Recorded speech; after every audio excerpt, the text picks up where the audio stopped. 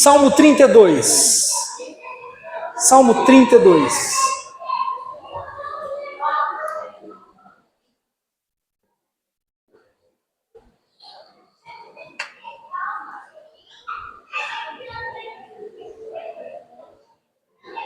Salmo de número 32.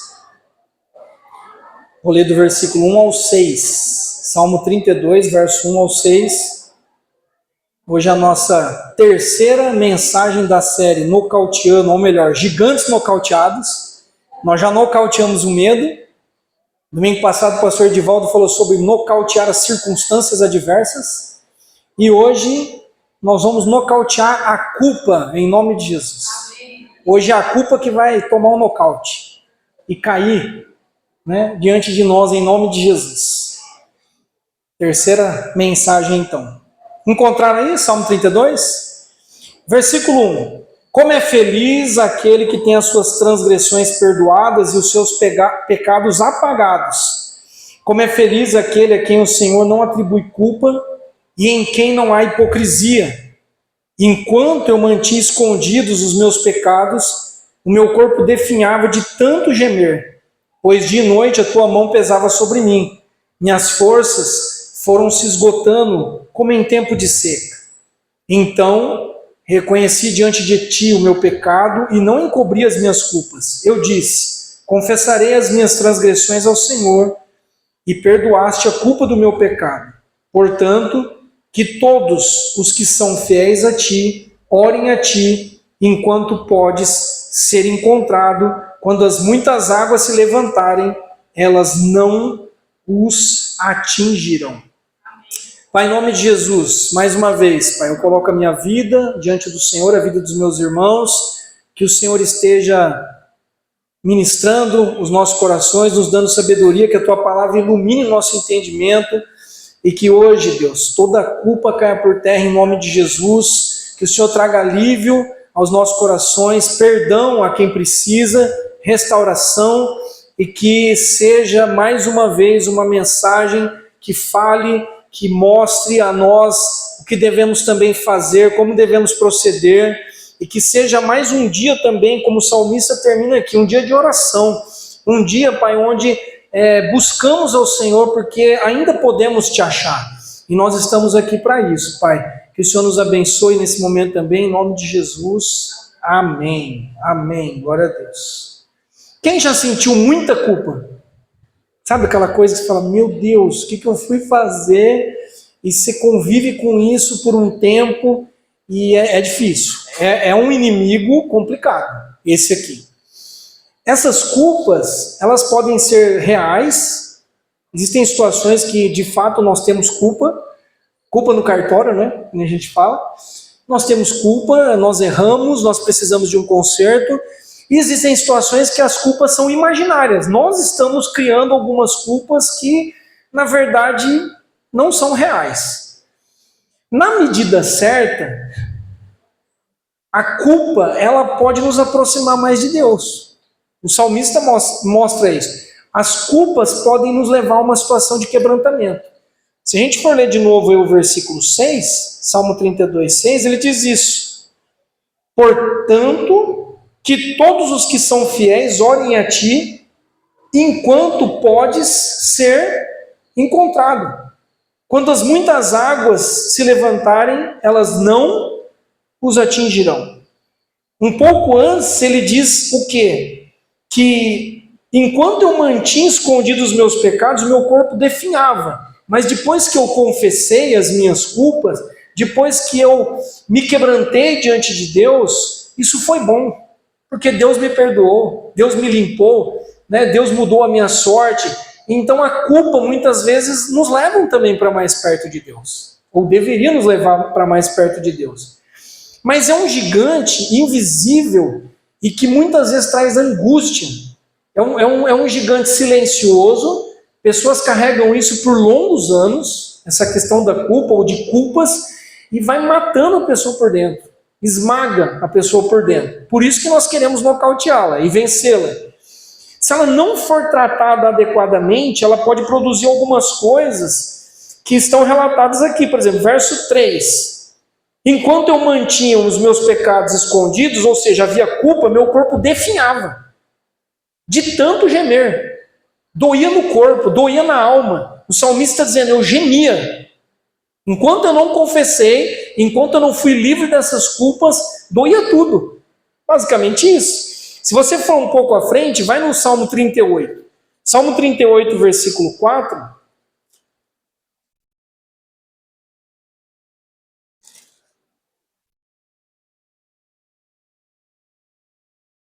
O salmista vai dizer o seguinte: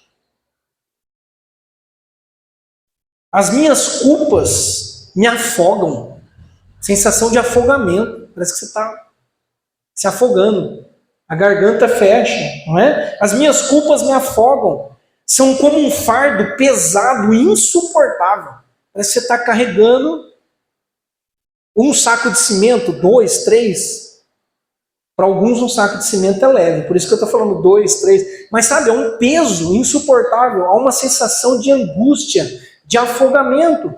Por isso nós temos que combater esse inimigo das nossas vidas. Onde começou isso? Lá com Adão e Eva, no Jardim do Éden.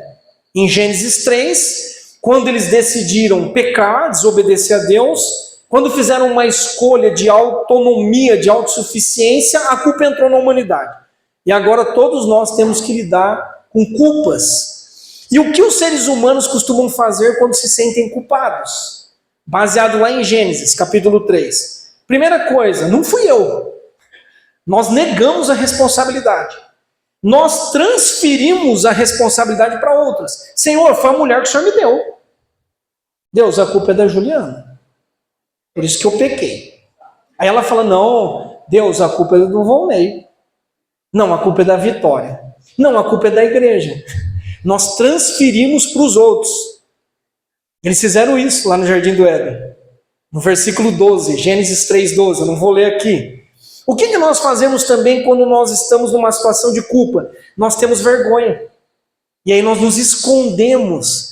Nós tentamos cobrir a nossa vergonha, nós tentamos dar um jeito, mas não funciona. Lembra que eles pegaram lá umas folhas de figueira, tal, tentaram se cobrir, não deu certo, Deus teve que fazer um sacrifício de um animal para cobri-los com pele, porque não funciona. Então a gente tenta amenizar, silenciar as culpas, muitas vezes, fazendo do nosso jeito. Não funciona. Uma outra coisa, eles passaram a fugir de Deus. Todo final de tarde, ou na viração do dia, Deus ia ali conversar com Adão e Eva. Mas agora, onde está o Adão? Adão! Onde você está? Está lá o homem escondido, lá atrás de uma árvore. Eles estão agora fugindo de Deus.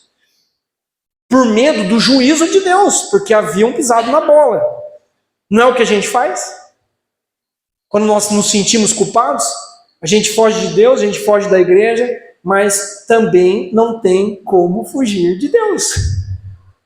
Não tem como nós nos escondermos de Deus, não tem como nós nos cobrirmos usando as nossas estratégias e não tem como, não tem nenhum lugar no universo, na face da terra, onde eu consiga me esconder de Deus.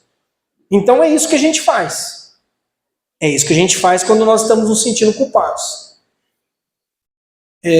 Agora que está chegando o período da eleição, é muito comum algumas pessoas comprarem uma camiseta escrito assim, a culpa não é minha, eu votei nulo. Alguns põem uma camiseta assim, a culpa não é minha, eu votei no candidato A, ou eu votei no candidato B. Como se eu não tivesse nada a ver com os problemas do país, da cidade, não é? As pessoas põem essa camiseta, ó, eu transferi, a culpa é de quem votou no fulano lá ou no Beltrano. Existe uma frase também que alguns dizem assim, a culpa é minha mesmo, mas eu coloco em quem eu quiser. É minha, mas eu transfiro. Eu vou jogar no colo de alguém. Não funciona, gente. Então, é comum fazermos isso. Eu sou inocente. Eu não tinha intenção de fazer isso. Já falou isso, né? A culpa não é minha, não. E a gente vai jogando para outras pessoas. O desafio hoje, irmãos, é fazer como salmista. E não é fácil. O salmista está dizendo: eu sou culpado, eu estou carregando um fardo, eu estou me afogando, eu estou agoniado, eu estou angustiado, está pesando, os meus ossos estão doendo, eu não estou dormindo à noite. Enquanto eu ficar com isso e não confessar, e não entregar, e não deixar Deus me curar, me perdoar e fazer do jeito dele, não vai funcionar. Só que esse salmo aqui, o Salmo 32, o salmista, quem é o salmista aqui, gente? Dá uma olhada na sua Bíblia. Davi. Davi é o salmista aqui. Quem escreveu o Salmo 32 é Davi. E nós sabemos que Davi é um homem segundo o coração de Deus, um homem quebrantado, sensível às coisas de Deus. Então, como que a gente pode nocautear esse inimigo? Primeiro, eu preciso ser sincero diante de Deus. Davi diz isso nos versos 2 e no verso 3. Primeiro que ele diz assim: como é feliz, como é abençoado o homem e a mulher a quem o Senhor não atribui culpa e em quem não há hipocrisia. O nosso Deus é um Deus que prima, que valoriza uma palavra que se chama sinceridade. Sinceridade significa sem cera, sem maquiagem, sem filtro. Ok? A pessoa é íntegra, a pessoa é sincera. Errou, tem culpa no cartório, seja sincera diante de Deus. Deus, eu errei, eu pequei, perdoa. Então admita os seus erros. Não é fácil, tá bom? Eu vou ministrar hoje, não é fácil, mas é possível. Com a ajuda de Deus é possível. Confesse os seus pecados. O apóstolo Pedro diz lá em 1 Pedro, capítulo 2, versículo 24: ele mesmo levou no seu corpo os nossos pecados sobre o madeiro, a fim de que nós morrêssemos para os pecados e vivêssemos para a justiça. Por suas feridas vocês foram curados. Aleluia. Então, tem alguém que já levou essa dor, essa angústia, esse peso na cruz. E a Bíblia está dizendo que agora nós temos que morrer para os nossos pecados e viver para a justiça. E não tem como eu viver para a justiça se eu continue carregando um caminhão, um fardo de culpas nos meus ombros. Eu citei hoje na escola bíblica, né, na classe dos homens, que uma vez eu ministrei um homem, eu conheci um homem que ele era caminhoneiro e ele estava entrando na cidade e ele passou uma criança na frente e ele atropelou a criança. E esse homem ficou paralisado, já fazia mais de 10 anos, ele não conseguia viver. Ele não conseguia aceitar que Deus perdoava a vida dele, que não foi intencional, que foi um acidente. Ele atropelou a criança faleceu e ele não conseguia caminhar. Culpa. Dia e noite ele vivia com aquilo. Precisava de ajuda, né? Ajuda espiritual, oração, talvez ajuda terapêutica, mas era um homem que não caminhava porque ele vivia assombrado por esse fantasma. Então, sim, né? A primeira coisa, seja transparente, seja sincero diante de Deus. Uma outra questão que o salmista nos mostra: procure buscar sabedoria para poder obedecer. Gente, como humanos, nós vamos errar.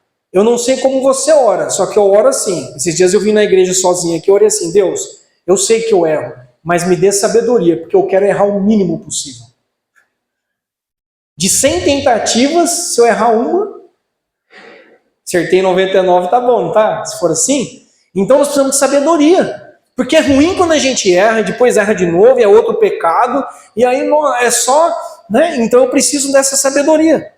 Os versos 8 e 9, aqui do Salmo 32, Davi vai dizer assim, ou Deus está dizendo para ele, ó, eu o instruirei, e o ensinarei no caminho que você deve seguir. Eu o aconselharei e cuidarei de você. Aleluia. Deus está dizendo, eu vou cuidar de você, eu vou te instruir. Eu tenho a minha palavra, é lâmpada para os seus pés. Pode orar sim. Quem ora por sabedoria aqui? Gente, acho que a oração top 5 minha é sabedoria. Está entre as 5 mais. Deus, me dá sabedoria. Eu acho que Deus já está assim, tá bom, Valnei. Tá bom, já entendi. Me dá sabedoria. Só que a gente ora por sabedoria, mas a gente precisa ler a Bíblia, precisa orar, precisa, né, observar, ouvir conselhos. Não vai ser um passe de mágica assim somente. Junto com a sabedoria tem que vir a fé. Eu preciso crer que a palavra de Deus de fato é verdade. Olha o que ele fala aqui, Davi. Olha o versículo 9. Salmo 32, 9. Ei, não seja como cavalo ou burro. Ô louco, Davi, pegou pesado com a gente, hein?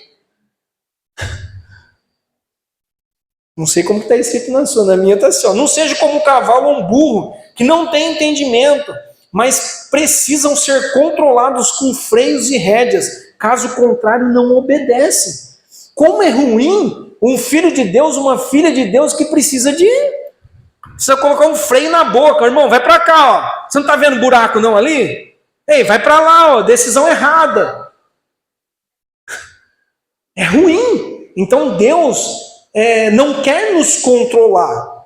Os líderes não querem, não é bom para nós controlar ninguém. Nós queremos o quê? Instruí-los na palavra para que você alcance sabedoria, maturidade, não seja um infantilizado, um infante, e você tome as suas decisões com sabedoria, com discernimento. Deus, é essa a tua vontade?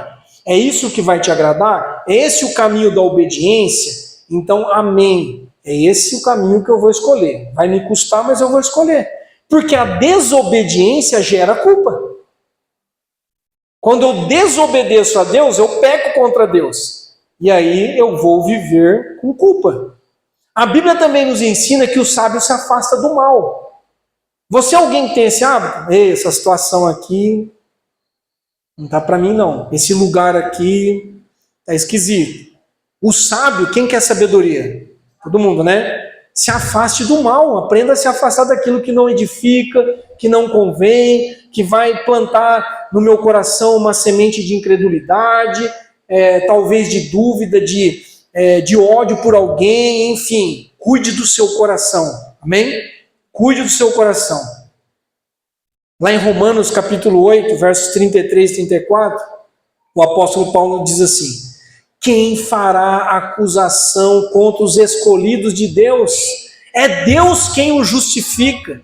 Quem os condenará? Foi Cristo Jesus que morreu e mais, que ressuscitou e está à direita de Deus e também intercede por nós. Aleluia. Você crê nisso de verdade? Você sabia que há alguém que morreu e que ressuscitou e que ora por você, intercede por você? Sabe o que é isso? O que nós acabamos de cantar aqui. Graça. Graça. Nós fomos justificados, hoje não há mais condenação, não há mais culpa. Foi aberto um caminho para nós até a presença de Deus. E eu preciso entrar com confiança por esse caminho, crendo que eu fui perdoado, que eu fui lavado pelo sangue de Jesus, que não há mais condenação, que eu e você somos escolhidos de Deus. Deus nos escolheu. Quem vai lutar contra nós? Quem vai colocar o dedo no nariz e dizer, você é culpado, eu sei o que você fez no verão passado? Vai reclamar com o chefe, vai reclamar com ele. Foi ele que pagou a minha dívida, foi ele que me tirou da escravidão, foi ele que me purificou dos meus pecados, e hoje eu sou livre.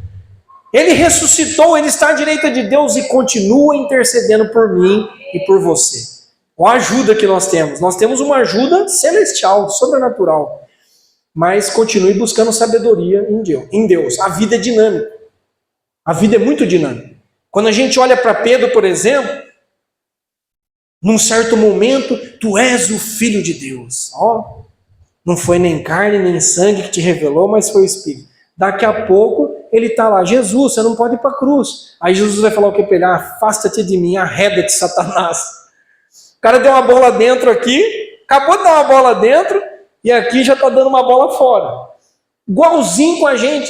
Você vai lá, toma aquela decisão, sabedoria, coisa linda, aquela decisão que traz vida, que beneficia a sua vida e outros, maravilhoso. Daqui a pouco, baixou a guarda, deixou de orar, deixou de ler Bíblia, vai lá e toma uma decisão totalmente equivocada, faz uma lambança e vai ter que consertar. Mas graças a Deus que Deus te ajuda a consertar. Amém? Deus nos ajuda a consertar. E melhor ainda, intercede por nós, né? Intercede por nós. Terceiro, peça a Deus um coração puro. Não, pastor, para o coração puro é coisa de criança. Não é não.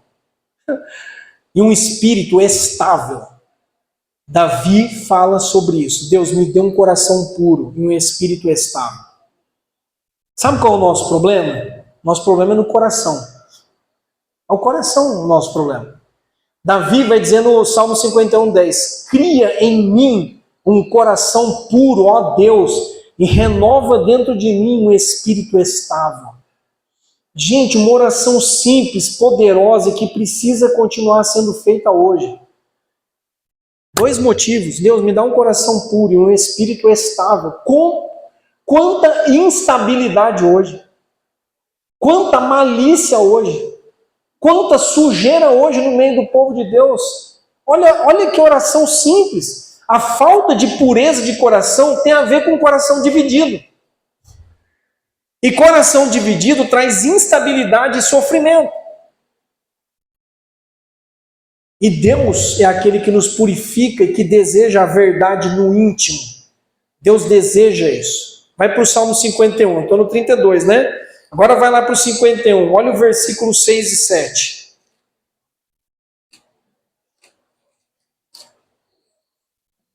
Salmo 51, verso 6. Eu sei que desejas a verdade no íntimo, e no coração me ensinas a sabedoria. Verso 7. Purifica-me com hisopo, e eu ficarei puro. Lava-me, e mais branco do que a neve eu serei. Glória a Deus. Temos que fazer essa oração todo dia. E hoje é dia de ceia. Mais uma oportunidade. Se ainda Deus está permitindo que a gente o encontre, se hoje é dia, é tempo de ainda buscá-lo, então sim, Deus, eu quero um coração puro, eu quero um espírito estável. Cria em mim, Deus. Renova a minha vida. Salomão diz em Provérbios 21:8 o seguinte, o caminho do culpado é tortuoso, mas a conduta do inocente é reta. Pessoas culpadas vivem cambaleando, é um caminho tortuoso. E quem vive cambaleando tem estabilidade, gente? Vive tropicando, né? Vive tropeçando, tropeça em tudo. Então o caminho do culpado é tortuoso, mas a conduta do inocente, agora o inocente não é quem nunca peca. O inocente é aquele que foi inocentado por Deus. É aquele que foi perdoado dos seus pecados, é aquele que foi justificado pela fé. Então aqui está um bom motivo de oração para nós nessa noite. Principalmente naquele momento da reflexão, do autoexame, falar, Deus, olha para o meu coração. Há em mim algum caminho mau? Há em mim alguma intenção que te desagrada, que entristece o teu espírito? Senhor, sonda-me. É bonito cantar, né? Música da Aline Barros, é isso? Sonda-me, Senhor. É gostoso, né? Mas não é uma oração. E Deus se agrada da verdade no íntimo. Deus sabe quando eu estou falando sonda-me, e é verdade, e eu quero isso, e quando eu estou apenas jogando palavras ao vento. Quarto, tome posse do perdão divino. Eu estou te dizendo hoje que Deus te perdoou. Tome posse disso, creia nisso. Se você já se arrependeu dos seus pecados, se você já confessou, já abandonou, então você foi perdoado. Você foi perdoado por Deus. Agora é você que precisa se perdoar. Porque às vezes eu falo, sim, eu creio que Deus me perdoou, mas eu não me perdoo. Quem é você para não se perdoar se Deus já te perdoou? É ou não é? Quem sou eu para dizer, não, Deus, eu não me perdoo. Deus me perdoa e Deus é maior do que eu. Então, ok, se o Senhor me perdoou, eu estou livre, aleluia. Não há mais acusação, não há mais culpa, eu estou livre. Então nós precisamos acreditar nisso. Senão nós seremos corroídos por esse gigante chamado culpa. Vai corroer, que nem um ácido. Vai te esmagando. E às vezes, já viu aquela situação que você vai no médico, está doendo tudo, e aí o médico não encontra nada? Dói aqui, dói aqui, dói aqui. Sabia que pode ser culpa? Pecados não confessados? Sabia? Aí o médico olha tudo aquilo ali e fala, você deve estar com artrite, artrose, sei lá o quê, está doendo aqui, vou te dar um remédio, e não melhora. Por quê? Muitas vezes é coisa do coração, da alma. Precisa ser entregue isso. O remédio é sangue de Jesus mesmo.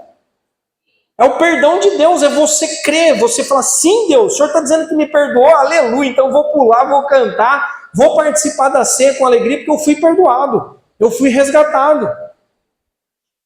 Olha o que Deus diz em Hebreus, que coisa linda, Hebreus capítulo 10, versos 17 em diante. Dos seus pecados e iniquidades eu não me lembrarei mais. Portanto, irmãos, nós temos plena confiança para entrar no lugar santíssimo. Nós temos confiança. Lugar santíssimo é lugar de intimidade com Deus. Como o Du ministrou aqui, no passado só alguns entravam. Hoje, abriu um caminho. Então é o seguinte, eu fui perdoado dos meus pecados e iniquidades. E agora eu tenho confiança para entrar no lugar da intimidade, o lugar santíssimo, o santo dos santos. Pelo sangue de Jesus, por um novo e vivo caminho que Ele nos abriu por meio do véu, isso é, do seu corpo, que foi entregue por nós. E aí, o escritor de Hebreus vai dizer, aproximemo-nos de Deus com um coração sincero e com plena convicção de fé. Eu quero que você venha hoje tomar ceia com isso. Deus, meu coração está limpo. Eu tenho certeza, porque eu confessei meus pecados aqui. Se não deu tempo de você confessar na semana, agora você vai parar aqui, vai ter o seu tempo com Deus, faz a lavagem, deixa Deus lavar o teu coração, te mostrar, abandona e venha com plena convicção de fé. Imagina esse corredor aqui, ó, como um caminho que Deus abriu para nós. Vocês estão vendo alguma pedra aqui no meio do caminho? Algum espinho, alguma cadeira?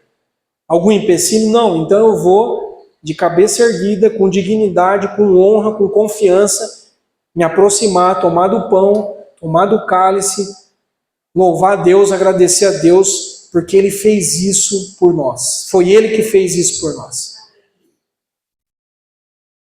Então vou recapitular isso aqui e vou um pouquinho mais adiante. Como que eu dou um soco? Como que eu coloco na lona a culpa?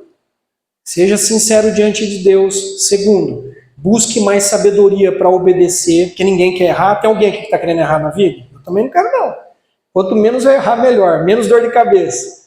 Terceiro, peça a Deus um coração puro e estável, um espírito estável, e tome posse do perdão divino. Certo? Quais são outros benefícios, fora o que eu falei aqui, de eu ser livre dessa culpa? Primeiro, restauração da alegria. Quando nós recebemos o perdão de Deus, há uma restauração da alegria. É uma alegria que se origina no Espírito Santo. É uma alegria que se origina do perdão e alívio que nós recebemos. O salmista vai dizer aqui no 32:11, alegrem-se no Senhor e exultem vocês que são justos. Cantem de alegria todos vocês que são retos de coração. Davi vai dizer no Salmo 51:12, Senhor, devolve-me. Ele havia perdido, certo? Você está pedindo para devolver. Devolve-me a alegria da tua salvação e sustenta-me com um espírito pronto a obedecer. Aleluia. Gente, a Bíblia nos ensina que a alegria do Senhor é a nossa força? É. Alguém culpado é alguém triste, é alguém cabisbaixo, é alguém amassado, percebe? Alguém perdoado, alguém restaurado por Deus, alguém sem culpa, é alegre. Crente tem que ser alegre. Olha aí para quem está do seu lado, dá um sorrisinho, vamos ver se você está alegre.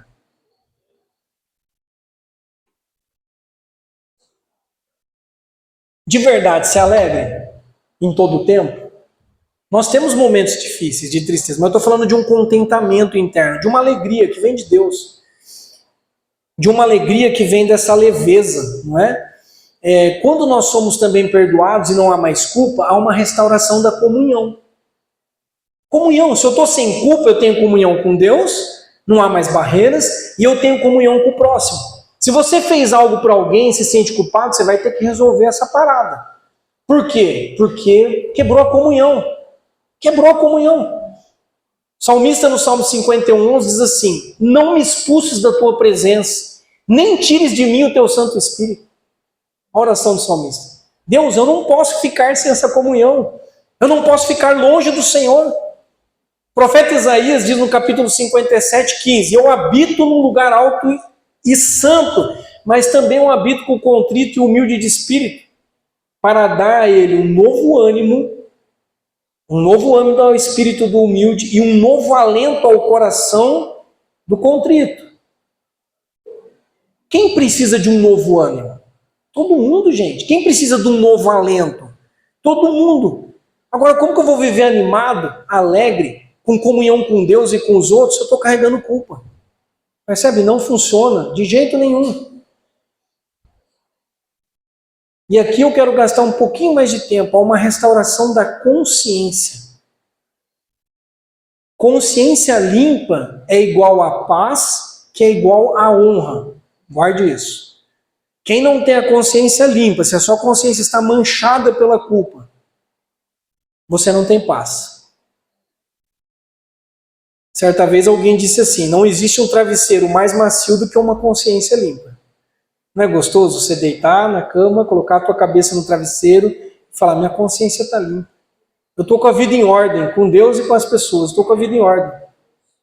Aproximemo-nos de Deus com um coração sincero e com plena convicção de fé, tendo os corações aspergidos para nos purificar de uma consciência culpada.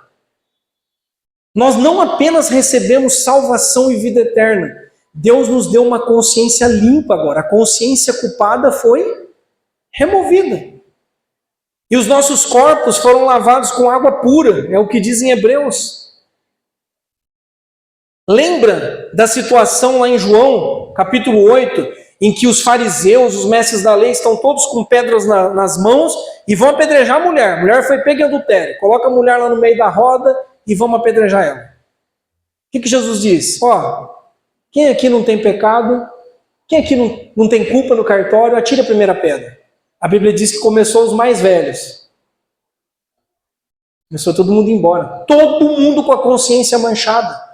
Todo mundo devendo. Ninguém atirou uma pedra na mulher. Então, percebe a importância de ter uma consciência limpa? Quem dorme tranquilo se a consciência não está limpa diante de Deus? Paulo, diante do Sinédrio,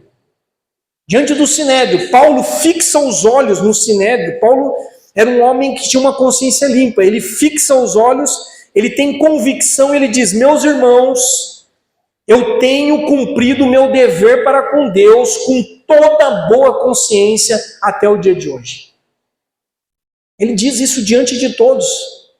Gente, pessoas que não cumprem o dever para com Deus vivem culpados. Você sabia que você tem deveres para com Deus? Já pensou nisso? Nós gostamos dos privilégios. Nossa, eu tenho tantos privilégios, tenho tanta promessa de Deus para a minha vida, mas quais são os seus deveres para com Deus? Quais são as nossas responsabilidades diante de Deus? Paulo, diante de um governador romano, Félix, ele diz assim: por isso eu procuro sempre conservar a minha consciência limpa diante de Deus e dos homens. Ele fala sobre isso. Este é o nosso orgulho. A nossa consciência dá testemunho de que nós temos conduzido, de como nós temos nos conduzido no mundo, especialmente em nosso relacionamento com vocês, com santidade e sinceridade provenientes de Deus, não de acordo com a sabedoria do mundo, mas de acordo com a graça de Deus. Paulo chega a dizer assim: eu me recomendo a vocês, a consciência de vocês. Consulte a consciência de vocês. Olha o que Paulo está dizendo, a autoridade dele. Pode consultar a consciência de vocês. Vocês veem culpa em mim? Vocês veem algum tipo de dolo? Vocês veem algum tipo de malícia? Vocês estão vendo alguém que está mercadejando a palavra de Deus? Vocês veem alguém que está correndo atrás dos bens de vocês? Vocês estão vendo alguém que se vendeu? Não. Então, eu me recomendo a vocês. A consciência de vocês pode passar pela consciência de vocês. E a Bíblia nos ensina, e Paulo fala isso a Timóteo, que a hipocrisia e a mentira levam à cauterização da mente, da consciência. Tem gente que você fala: meu Deus, como é que nunca aprende? Ouve a palavra, canta louvor e vai na reunião disso. Não aprende, a consciência está cauterizada. Por quê? Porque a pessoa está vivendo uma mentira. Ela vive uma mentira, ela vive uma hipocrisia, não tem como. A consciência está suja, percebe? Então hoje é uma noite também para Deus purificar a nossa consciência. Você quer chegar em casa hoje, pôr a cabeça no travesseiro e falar, que bom, participei da ceia, estou cumprindo os meus deveres com Deus, não sou perfeito, como Paulo, não atingi tudo ainda, não alcancei tudo, mas prossigo para o alvo. Estou prosseguindo para o alvo. Então, para a gente orar, gente, e tomar a ceia, quais são as bênçãos de nocautear a culpa? Restauração da alegria, restauração da comunhão e restauração da consciência. Perdão dos nossos pecados. Perdão, nós somos perdoados. Não há mais culpa, não há mais condenação. Então, se você ainda sente isso, se tem situações, né, eu dei um exemplo aqui desse homem que atropelou uma criança, talvez tenha alguma coisa no seu passado, na sua vida, que você não se perdoa. Fala, não, Deus não me aceita, Deus não me perdoou, o que eu fiz eu estraguei minha vida, eu estraguei a vida de outros, e eu carrego isso. É hoje a noite de libertação. É hoje o dia de você pegar esses fardos, essa dor, e falar, Deus, está aqui no teu altar, e eu vou participar da ceia assim. Muitas vezes, por estarmos assim com esse peso sobre nós, a gente deixa de tomar ceia. A gente vem no culto de ceia, todo mundo levanta para pegar do pão e do suco e a pessoa não levanta. E às vezes o pastor vai perguntar, irmão, não viu o irmão tomando ceia? Tal? Não. Tem umas culpas aí, né? Tem uns fardos aí, tem uns pecados aí, mas você não confessou, você não está disposto a abandonar? Você não entregou isso para Deus? Então Deus te perdoou.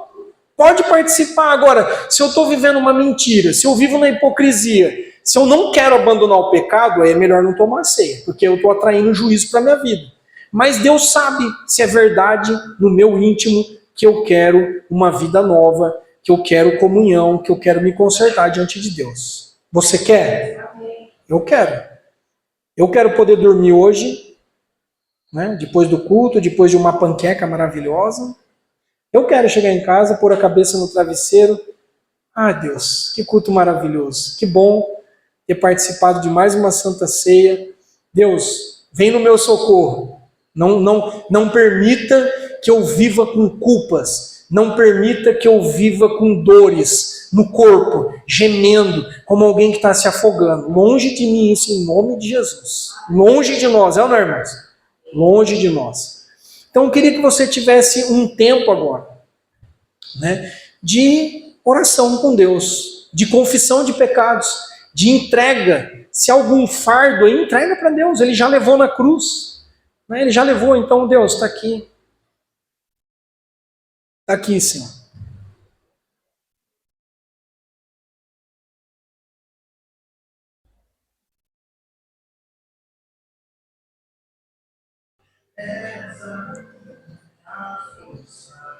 Eu preparei do Baruch que fala sobre o primeiro amor. Deus, um coração puro. Senhor, eu quero um espírito estável, um coração puro, Deus. Tira as máscaras, Deus. Tira aquilo que pode até enganar os homens, mas não engana ao Senhor. Não se esconda de Deus. Deus está dizendo isso para você hoje. Não se esconda dele. Não viva com vergonha. Não viva transferindo responsabilidade para os outros. Assuma aquilo que é seu e entregue. E ele disse nessa noite que ele te perdoou, que ele não se lembra mais dos seus pecados. Foram lançados no esquecimento. Seus pecados foram lançados no esquecimento. Ah, Deus, como poderíamos retribuir a tua bondade, a tua misericórdia, o teu perdão? Eu creio que a única forma é nós erguermos aqui um trono de louvores ao Senhor, é agradecermos ao Senhor, é tomarmos posse daquilo que o Senhor fez por nós e nos apresentar com confiança diante da mesa do Senhor, diante desse novo e vivo caminho que foi aberto. Deus, alivia o teu povo, alivia a tua igreja, tira o fardo, tira a consciência culpada, manchada. Peça isso, Deus, purifica a minha mente, os meus pensamentos agora, o meu coração, vê se é em mim algum caminho mau, Senhor. Eu não quero viver entristecendo o teu espírito, pelo contrário, eu quero viver a alegria do Senhor, porque a alegria do Senhor a minha força é. Você precisa de alegria, peça a Deus, Deus, eu quero viver essa alegria, eu quero a comunhão restaurada, eu não sinto mais que eu estou perto do Senhor. Eu quero obedecer, me ensina a obedecer e me instrui no caminho que eu devo seguir. Essa sabedoria, Deus, Senhor, eu preciso de sabedoria. Tiago diz que quem tem falta de sabedoria deve pedir, porque Deus dá de graça. Mas não pode viver com uma mente dividida, oscilando, porque não alcança coisa alguma. Então peça, Deus, me dá sabedoria diante das circunstâncias da vida, diante dos problemas, diante dos gigantes. Quantos desafios nós temos, irmãos? Como nós vamos vencer sem sabedoria, sem estratégia? Oh Deus, obrigado porque o Senhor fez tudo por nós. E nós estamos aqui hoje, e nós queremos participar desse momento, anunciando, Pai, aquilo que o Senhor fez por nós, até que o Senhor volte para nos buscar. E estaremos com o Senhor para sempre, sem culpa, sem acusação, estaremos com o Senhor para sempre, e sempre, e sempre. Aleluia. Glória a Deus. Pastores, me ajudem aqui, por favor.